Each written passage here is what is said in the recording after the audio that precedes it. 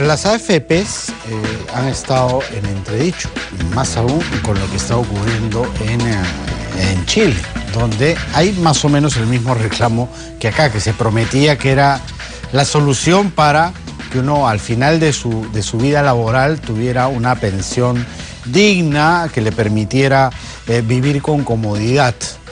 Acá no se ha logrado tampoco, y eso que en Chile tiene las cifras al revés que en el Perú. Acá prácticamente 70-72% de informalidad, gente que no tributa y que no aporta a las AFPs. En Chile es casi el 80% de formalidad, pero tampoco se ha conseguido nada. Hay una propuesta para que finalmente las pensiones tengan un piso mínimo que permita a las personas vivir con dignidad en los últimos días de su vida, cuando se jubilen. Esto, ¿cómo está? ¿Cómo ha avanzado esta propuesta? Estamos con Alfredo Mendiola, que es director de la Maestría de Finanzas de ESAM, para tratar este tema y a ver si encontramos soluciones. ¿Cómo está? ¿Qué tal? ¿Qué tal? Buenas tardes. ¿Qué tal? Se había hecho una propuesta que incluso desde las propias AFPs había sido tomada con buen ánimo, para que haya un piso mínimo, ¿no es cierto?, para la pensión. Se había hablado incluso de 500 soles, y ahí, si es que el fondo no llegaba a esa cantidad, el Estado tendría que intervenir y completar el resto para que todos tengan un piso mínimo de pensión. ¿Cómo va esto? Suena muy bien tener ese piso. Creo que es bastante justo para mucha gente que ha estado aportando durante muchos años, pero hasta ahora yo no he visto información en que se indique cuánto es el costo para el Estado, porque al final el mecanismo... El costo sería variable, depende del fondo de cada uno, ¿no? Depende del fondo de cada uno, pero al final probablemente sobre promedios, sobre estimaciones estadísticas, se podría llegar a un número más o menos certero de cuánto le costaría al Estado a cumplir con esta necesidad de una pensión pequeña pero digna para todos los... Se habla de los 500 soles, ¿no? De llegar a la misma pensión mínima que en la ONP. Sí, la ONP tiene un piso de 500 soles, pero el sistema privado de pensiones no lo tiene. Creo que es una buena idea que haya ese piso, pero nuevamente hay muchos parámetros que deberían definirse. Por ejemplo, hay gente de la Asociación de AFPs que ha hablado de que ese mínimo debería ser proporcional al sueldo y no debería ser un fijo de 500 soles. Entonces, yo creo que para realmente hablar bien de este tema necesitamos mucho más información. Y creo que ese es un tema que debería analizar el Estado rápidamente, más aún sabiendo los problemas que han tenido los vecinos en el sur. Claro, que finalmente también sienten que el sistema ha fracasado, ¿no? A ellos se les ofrecía más o menos el 70% de su último sueldo como pensión vitalicia. No se está llegando tampoco a ese porcentaje, pese a que ahí sí hay un mayoritario porcentaje de gente trabajando formalmente, ¿no? Que sí ha aportado. Acá las entradas y salidas al sistema, la irregularidad es mucha, lo que hace que a veces los años de aporte no sumen más de 10 o 15 en toda la vida laboral, ¿no? Eso es cierto. Por ejemplo, dándonos algunos números con información oficial de la SBS, a septiembre 2019, ahorita, estamos hablando de que hay más o menos 7.300.000 afiliados en el sistema, de los cuales cotizan el 40%, menos de 3 millones, lo que refleja parte de este concepto de informalidad de lo cual esto está hablando. Y ese 40% no siempre es el mismo, ¿no? Hay veces que empiezas a cotizar, pero otros salen del sistema y es una ruleta. ¿A cuánto se debería aspirar para tener una pensión digna? ¿Qué porcentaje de tu sueldo es el que te deberían dar al final de tu vida laboral? Una cosa es lo que uno desee y otra cosa es lo que decir el 100%, pueda, ¿no? Yo quiero el 100% de mi sueldo.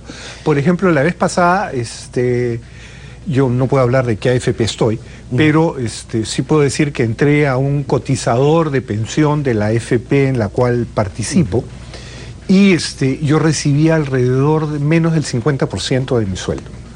Entonces, si usted me pregunta si yo estaría contento con eso, creo que la respuesta sería no. No, todavía falta. Todavía falta. Entonces, yo necesito trabajar y soy consciente de que voy a tener que seguir trabajando por algunos años para poder acumular, espero, una pensión que permita que mi esposa y yo vivamos tranquilos nuestra vejez. Se habla que tendría que ser entre el 50 y el 70%, ¿no? Creo Más que debería o menos. ser. Ese es el rango. Por ahí debería estar.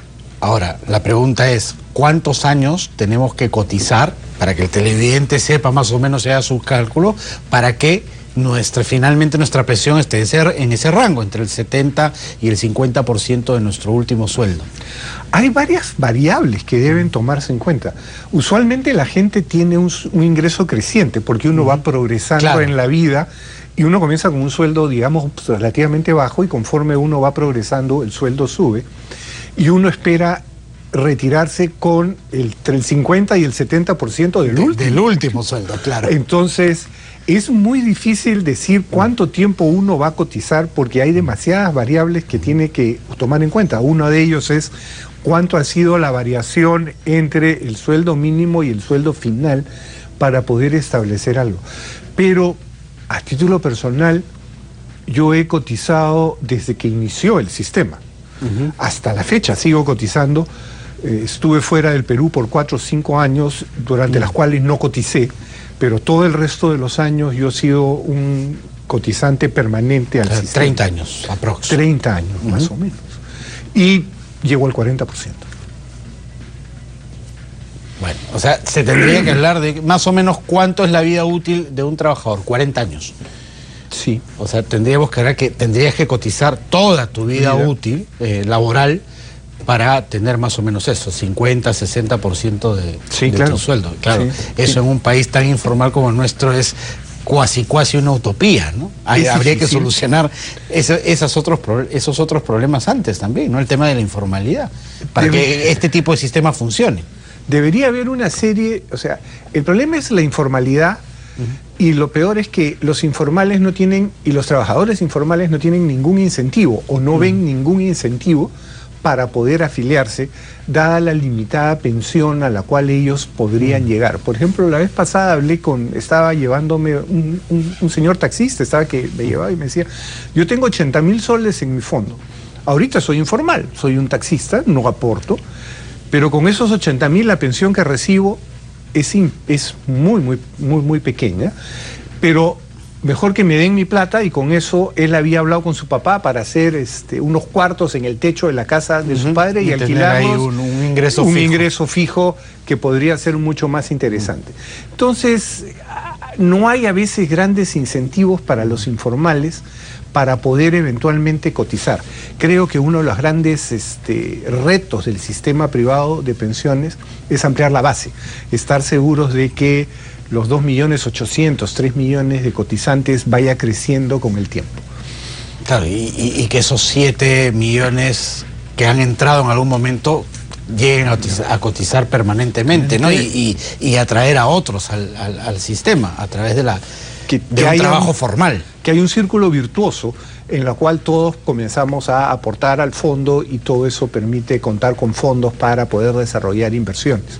Bueno, eso es limitado, porque en grandes números el 50% de nuestros aportantes, o el 50% del fondo, 46, 47%, si la memoria no me falla, están invertidos fuera del Perú. Entonces,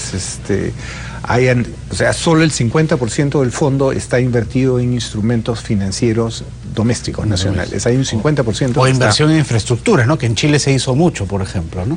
Que es algo de los grandes problemas. Uno de los grandes problemas que tiene el Perú es el déficit de infraestructura. Nuestro sistema carretero todavía falta mejorar mucho, nuestro sistema de aeropuertos, nuestro sistema hospitalario, nuestro sistema educativo, toda esa infraestructura que debería proveer el Estado está muy limitada. Entonces, todo eso podría realmente crecer, pero eso implica todo un proceso de privatizaciones y ofertas privadas y concesiones que a veces pueden causar algunos problemas sociales. Sí, pues ese es el problema, el tremendo problema Y mientras tanto, la única alternativa que se encontró en el Estado es permitir que ese fondo, que es para el resto de tu vida cuando dejas de trabajar, se saque de una y se puede hacer de repente, inteligentemente, invertido en este tipo de cosas, como la anécdota del taxista que me contaba, pero en otras, en negocios que no van a funcionar y que van a dejar sin un centavo a esa persona para los últimos años de su vida. Sí, estuve hablando con un amigo que tiene un fondo más o menos interesante. Él es un profesional y ha juntado un fondo, por decir, de 100. Y él agarró y de los 100 los retiró. Los retiró. Y dijo, 90% los voy a invertir en una alternativa de muy bajo riesgo.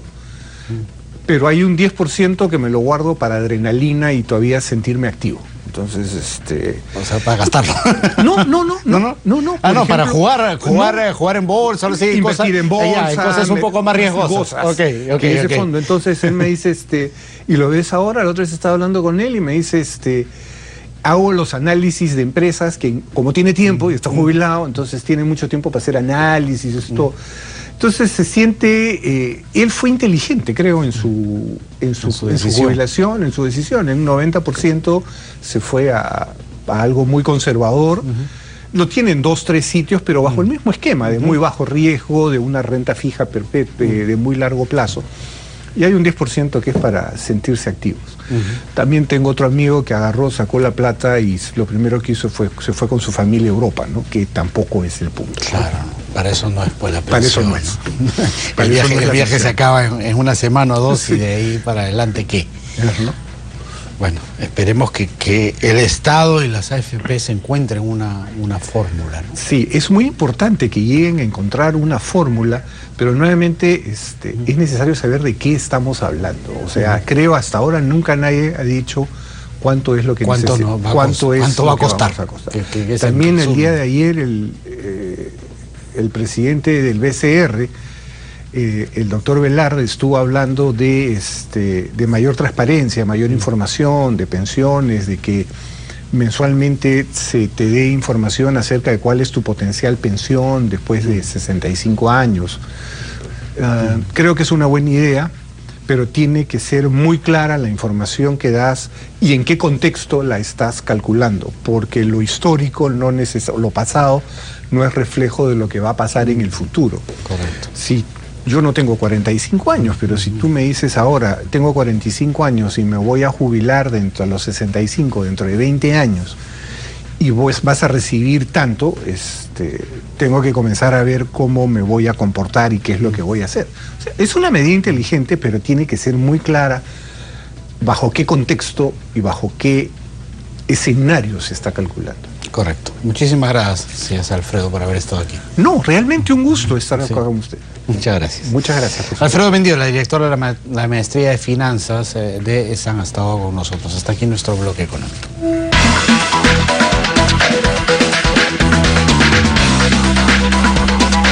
Tenemos información.